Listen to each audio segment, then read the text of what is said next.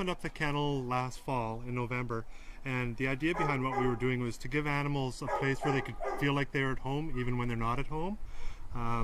We have been running the Okanagan Small Dog Rescue Society for about 8 years now. My mom is the president of the society, so we sort of thought as a family operation with her running the rescue and me running the kennel that we could give something positive for animals to come to.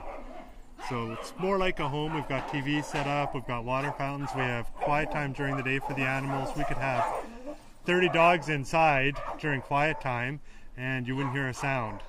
So we have actually dog meditation music that was made for us that we put on for them during the quiet time, and they'll all lie down just so that the dogs aren't overstimulated while they're at a kennel. The rescue, it's the Okanagan Small Dog Rescue Society, and basically it's rescuing abused animals, animals that no longer have homes, animals that are potentially about to be put down.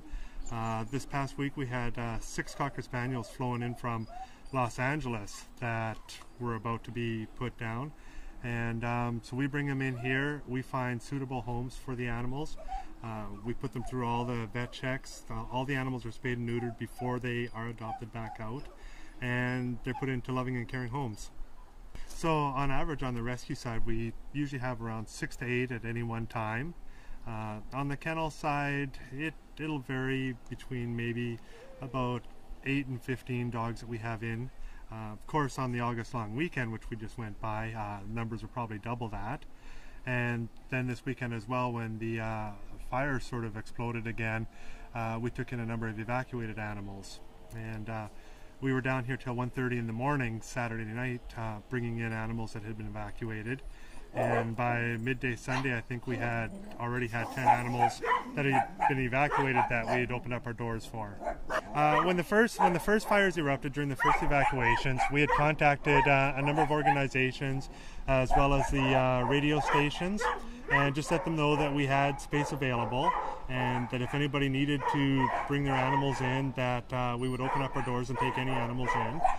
During the first evacuations we had one lady even come in with 11 cats, which we took in.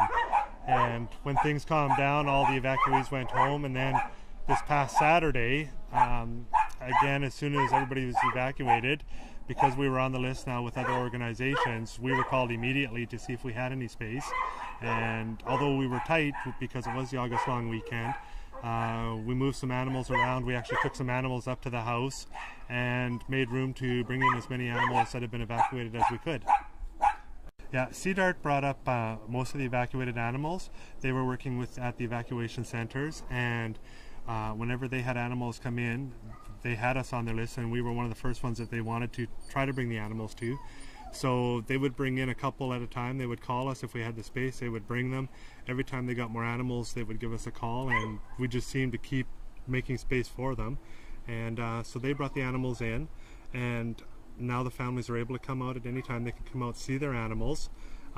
Most of them can't take them yet because they're not in a location to actually take the animal, but they can come, they can take their animals for a walk, they can sit with them, they can play with them, spend some time with them, and know that they're in a safe environment until they're able to take them home.